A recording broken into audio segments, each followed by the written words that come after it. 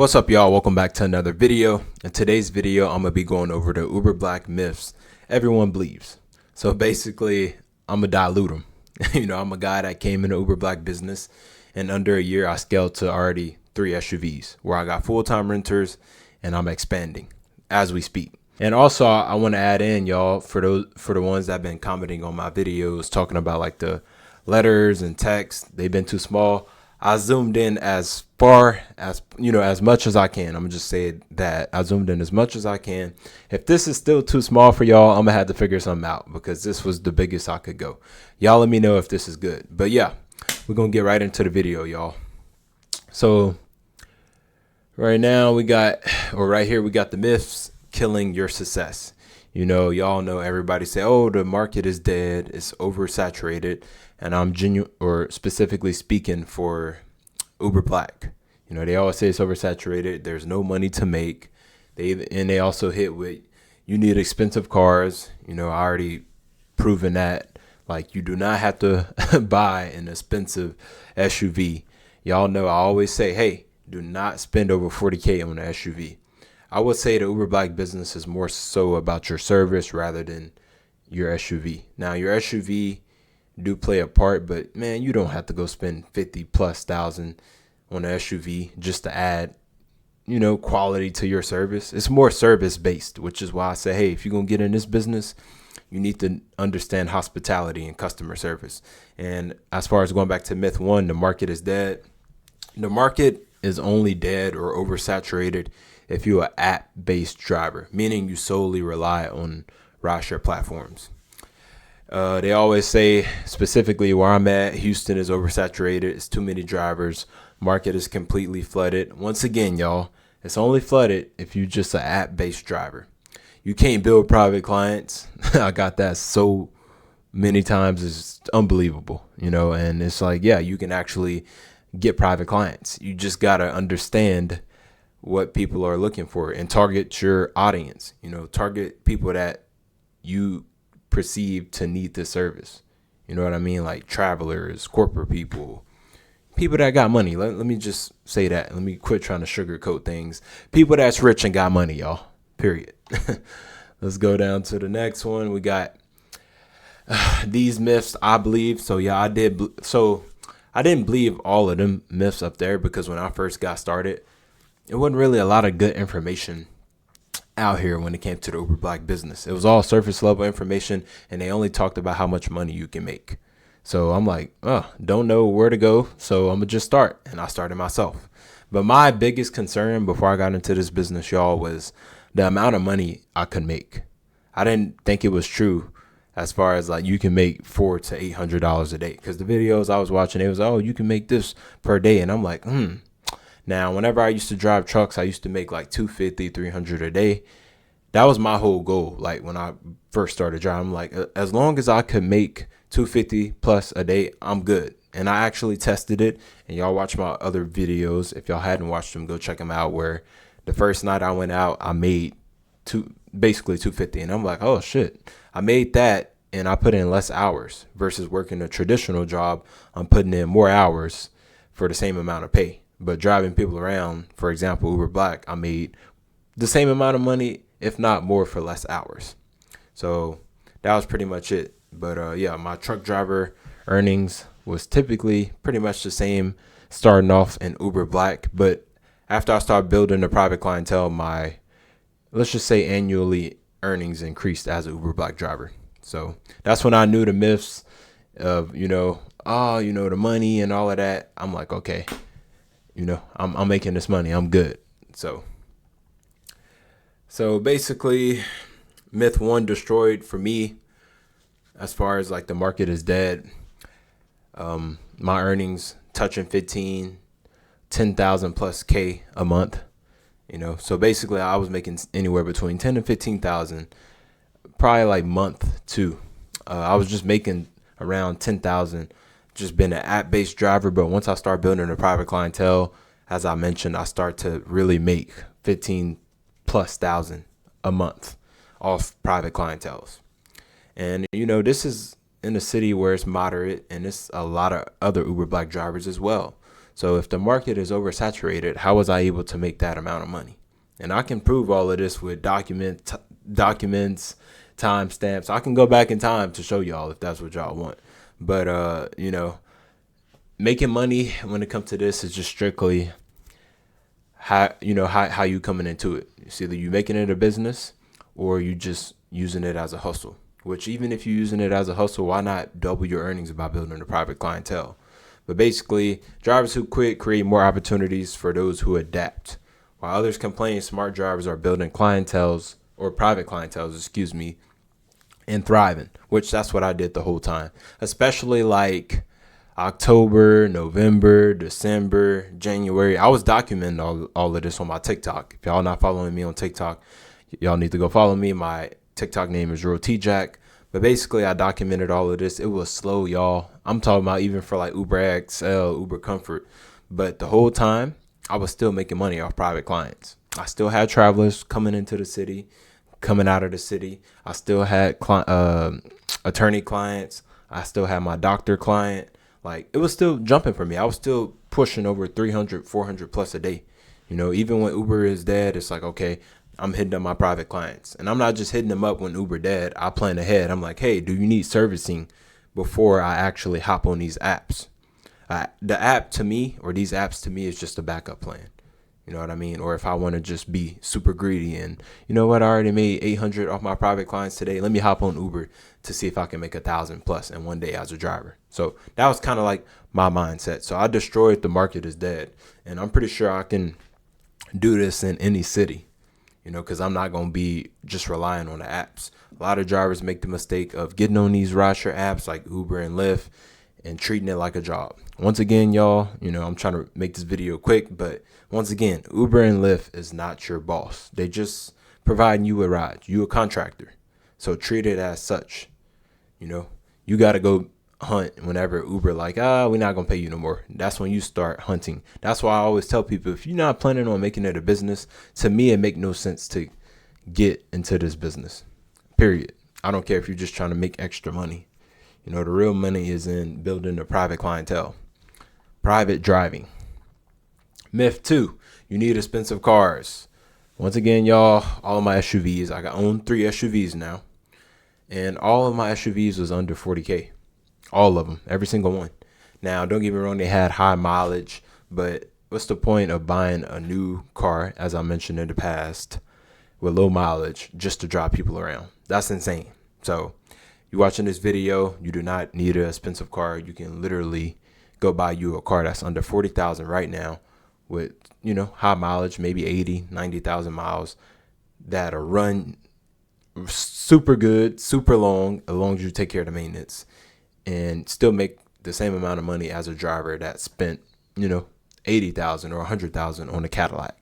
I'm going to just say the Cadillac Escalade ESV is the final boss when it comes to the rideshare business or the Uber Black business or private driving business, because it's just, better in every way when it comes to SUVs. I'm gonna just say that. I'm an honest guy when it comes to being as transparent as possible. Yes, the Cadillac is the best car for this business, but do I think you have to get one in order to be successful in this business? Absolutely not. But the reality, y'all, is you don't need to spend a whole lot of money. You got financing options available. Like I told y'all, whenever I first got started, I bought my cars, no money down, every single one through business credit. Now, if you're watching this video and you don't have a business established, I recommend before you get in this business to get an LLC established. Get some business rapport under your belt before you try to come into this business, because it's more simple and more easy if you're able to walk off the lot with no money down versus having to put 5,000 to 10,000 down on an SUV. So make sure your ducks in a row before you get into this business. Sorry, make sure your credit is good. You have money. Let me just say the full 360. Just make sure your personal situation is good before you start in this business. Don't come to where you're just looking at the money. Like, I can make this money. All I need is SUV, and you're not taking in consideration the full logistics of this business. And I'm talking about commercial insurance, permit stickers, maintenance, anything, that might come up unexpected. So just make sure your situation is in order before you try to get into this business. Success isn't about the most expensive car. It's about providing professional service and building relationships, period. Like I said, the Uber Black business is a customer-based business. That's all. I can build a private clientele in a Toyota Camry. You know what I mean? Just because I'm good at customer service and hospitality, people will still come back and call me. So I can be like living proof as far as like you don't need like a fancy car in this business. Another myth, Houston oversaturation destroyed. Houston is oversaturated. Actually, it's not, and I've proven this multiple times. Majority of my clients was corporate clients in the oil and gas business. I had some attorney clients, doctor clients, B-list celebrities, some athletes. So no market is oversaturated. It's just you as a person. How you coming off? How, are you selling your service to people? Making, I'm going to be honest, being in this business, you got to make this like a lifestyle, if that makes sense. If you hanging out or doing anything, you need to always be recommending people your service, period. So we got oil and gas, medical professionals, technology companies, financial districts, corporate headquarters. City is expanding yearly. We always getting millions of people that move here. We got tourism increasing, people coming to Houston just because of the culture. They want to try different foods, different places, business relocations. We got the energy business as well. I forgot to add that in there. Event venues, so many event venues. It's literally an event happening every day down here. Every day. Airport traffic rising. They building more terminals here in Houston. So how the hell is the fucking market oversaturated? You're just not doing enough as a driver, How did I prove them wrong? I built a private clientele. I showed y'all that it doubled your earnings versus solely relying on the rideshare platforms. Now, don't get me wrong. Could you make $400 every day off Uber and Lyft? Yes. But some days you going to make that having to take X, Comfort, XL. You're not strictly just going to make $400 plus every day taking Uber Blacks. Because as y'all know, sometimes Uber Black is slow. It's not always busy 24/7. It's not. I'm going to be honest with y'all. I'll tell y'all this multiple times. I'm not sugarcoating shit. I'm as transparent as possible. Uber Black sometimes gets slow. Even on the weekends, it might be slow. Typically Thursday through Sunday going to be your busiest, but even on weekends, sometimes it gets slow. So that's why having a private clientele, I switched it when I was driving. I put my private clientele first, and then I got on the apps as a backup plan, which I insist y'all do the same. Private client myth destroyed. You can't build private clients. And the number one way I built private clients was walking up to people and selling them my service. I started with one guy. I told y'all a story about how I met my first client at Starbucks. That was kind of like the jumping point or starting point for me. I'm like, damn, I got my first client off just talking to him, having a conversation, hitting his pain point as far as him traveling, being a corporate worker. So let me keep doing this. And I kept doing it, rinse and repeat it. So not only was I leveraging Uber and Lyft people, but I also was majority of the time selling my service to people. And I made it a lifestyle. Everything I did, no matter if I was at a coffee shop, me and my partner was at the gym, at the park, doing something. We always talked to people, and I always brought that up. Always. So just making it a lifestyle helped me out because I'm an outgoing person. I love to talk to people. Knowing how to talk to people and knowing when to talk to people is very important, especially when it comes to this business. Don't just be a chatterbox to be a chatterbox. If you're going to be a business, if you're going to be in a rideshare business, Uber Black driver, make it a business. So always bring up that you offer that service. I guarantee you always going to get some type of people that's interested. Target couples. Dress it up, make it fancy. Like, hey, y'all have date night? Let's say you talking to random people. Y'all have date night every Friday? Oh, I would love to drive y'all. I'm a chauffeur driver. I'll drive y'all privately to the restaurant, This is how much I charge per hour. This is what you get. You know what I mean? Like, dress it up, make it sound good. But basically, my strategy, walk up to potential clients, business cards, hotel lobbies and events. That's typically what I targeted. Also corporate districts as well. The good thing about building a private clientele, you get the relationship building, you get to deliver professional service every time. You got follow-up systems so you can set up an automated text system that texts your clients for you. That way you don't have to do it, and book, basically basically book them automatically on repeat. Client retention strategies, referral programs, you offering good service. People are always going to refer your service to their friends, coworkers, family members, whoever. So apps are not the only way I built my entire clientele by walking up to people and selling my service. With the right plan, you absolutely can build private clients. Ain't nothing to it. You know what I'm saying? Like, if you scared to talk to people, start by practicing talking to yourself in the mirror. Once you overcome that and you break free of being nervous of talking to people, man, I'm telling you, you can really make money in this business. Like, if I wasn't really just focusing on scaling one company, man, I would be killing it triple double when it comes to the rideshare business. I'm telling y'all, it's just money is everywhere. No market is too oversaturated. It's just drivers scared and not knowing how to talk to people, and they just rely on Uber and Lyft leads. Like, that shit is overplayed. You trying to hand your car to Uber and Lyft passengers when they get in. You know how many other drivers do that as well? A lot, hundreds. So why not be different and say, fuck the apps, and go walk up to them and sell them your service, no matter where you at. How I thrive with competition. So basically, y'all, I stuck with the plan. My whole plan when I got into this business was to build a private clientele, manage that private clientele, and continue to add on. And I had a quota of clients I had to meet per week. So I had a quota of people I had to talk to per day. And if it didn't add up about a week, I'm going to punish myself. So I talked to hundreds. I don't know, man. I don't want to over exaggerate it about how many people I'll talk to per week. But if it was like, I wouldn't be like shocked if it was like 500 plus people I talk to per week. It's a quantity game in this business. More people you talk to, the better your chances of hooking them as a client. Quantity always wins whenever it's a numbers game. So for example, if I'm talking to 1,000 plus people per week, I know I got a good chance of at least booking 5 to 10 clients.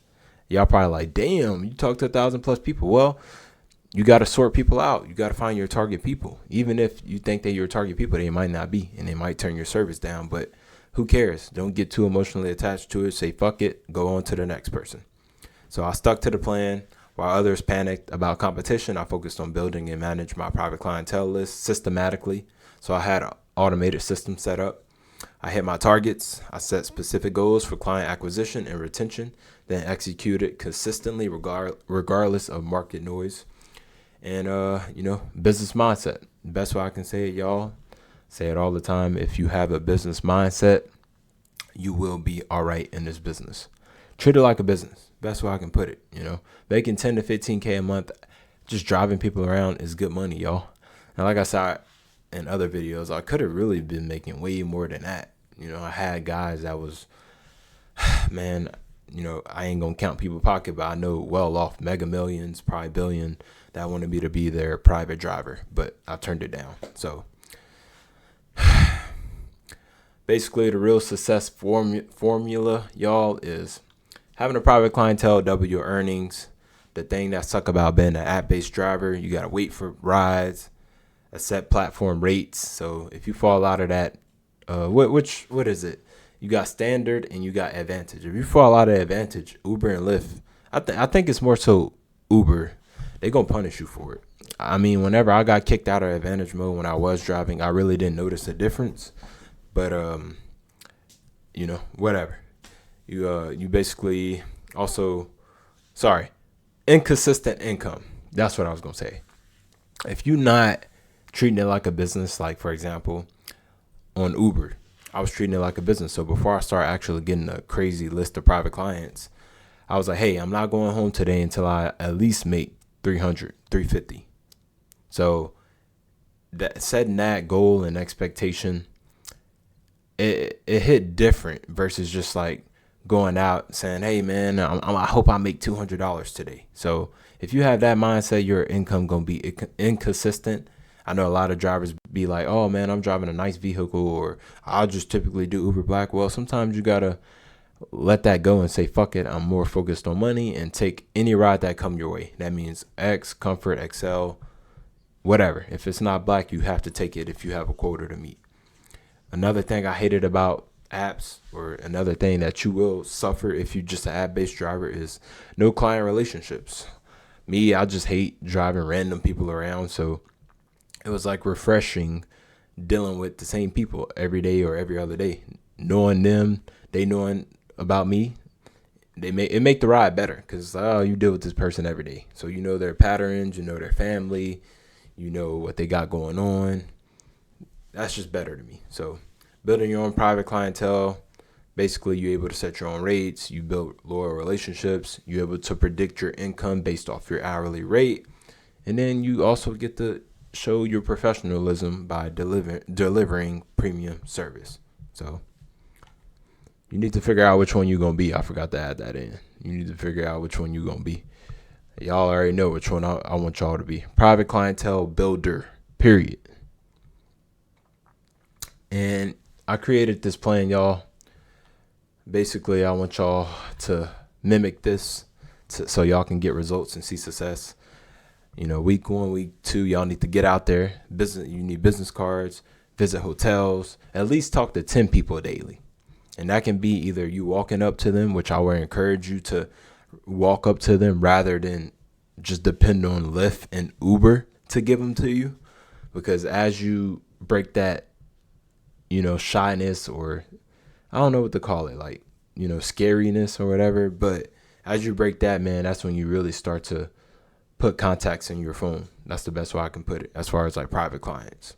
Because you'll be surprised as far as, like, I done got private clients off people that never had a private driver. But just because I came up to them and presented myself a certain way, professional, they like, man, you know what? I'll give you I'll give this a shot. So week 3, 4, you need to follow up with contacts that you put in your phone, whether it was through Uber and Lyft leads or walking up to them in person.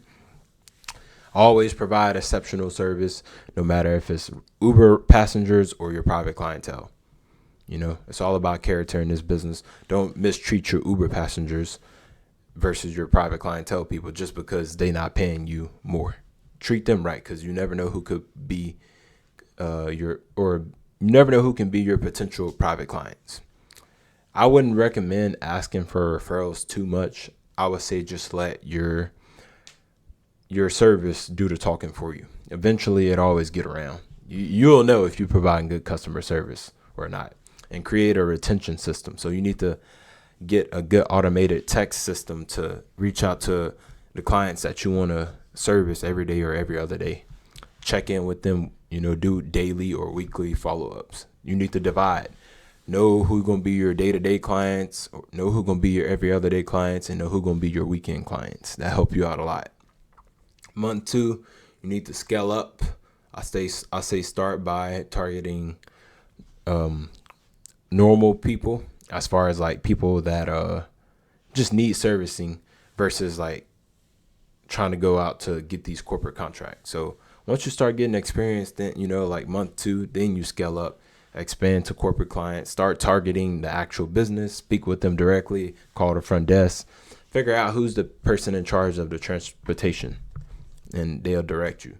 That way you increase your rates, but you do it strategically, because now you're dealing with corporate, which anything in corporate in this world, you always gonna be cha-ching, cha-ching, cha-ching, cha-ching, cha-ching, because them contracts not small, y'all. It's big money. Build clientele database, track monthly progress. I'm gonna tell you, don't scale too much if you can't handle it, because sometimes it could get overwhelming. Y'all, it was like times throughout my year of driving, or let me just be clear, it was typically or firmly 8 months, but I say a year because it's like a year I'm been in this business. Now that I'm a fleet owner, don't mean I'm out the business. I'm still in the business. But basically, it was some times when I was driving, y'all, where I didn't have a life, and I still don't to a certain extent. But when I was driving, like, I was dealing with people every day. So I literally slept for 3 to 4 hours, because it's like somebody you dealing with, or somebody might call you out of the blue. Hey, Trey, could you come get me? Or, hey, Trey, sorry to bug you last minute, but my flight ended up getting canceled. Actually, they booking it for a different time. Like certain things in this business when dealing with private clientele or dealing with your private clients just pop up. So you know, sometimes it feel like you're not gonna have a life, but the money match it. That's the best way I can put it. So if you just strictly coming into this business to hustle and not make it a business, once again, it just don't make sense. Because there's gonna be times where you just like, oh fuck, I'm tired of this shit. I'm gonna be honest with y'all. Month 3, dominate. 20 plus regular clients if you can handle it. Like I said, once you scale past 10 or 15, you might want to buy another SUV and either hire a driver or rent a car to them and tell them, hey, you gonna help me service my private clients, and train them and teach them and show them how to do that. 10K monthly income. I guarantee you, once you scale to 20 plus regular clients, you probably gonna be making over 20,000 plus a month. Consider fleet expansion, only if you can handle it. When it comes to building a fleet, y'all, it's not easy, but it's also not hard. And also, I would say more so, it's just a liability. If you a person that can't handle a lot of stress, I recommend not building a fleet. But if you like, you know what, this is going well for me, try to build a fleet. Try to build a fleet and become the go-to driver. Basically, me, I was a go-to driver. I still got clients to this day that will call me up, and I would recommend my renters that's currently in my SUVs, and they say, nah, man, I want you. If they can't get me, they're not gonna book. And recently, y'all, I just had to turn down some of them because I don't have an SUV to service them. All of my SUVs are fully booked. So I'm like, hey, man, I'm sorry, I don't have any SUVs to come take care of you. So if you don't want to go with my renter, you're going to have to catch that Uber Black. And, I'm honest and transparent. Does it hurt that I can't service them no more? Yes, but they understand. And they even knew, like, whenever I was driving them around, I'm speaking about me, y'all, that I wasn't going to be a long-term driver. They knew. So some of them understand.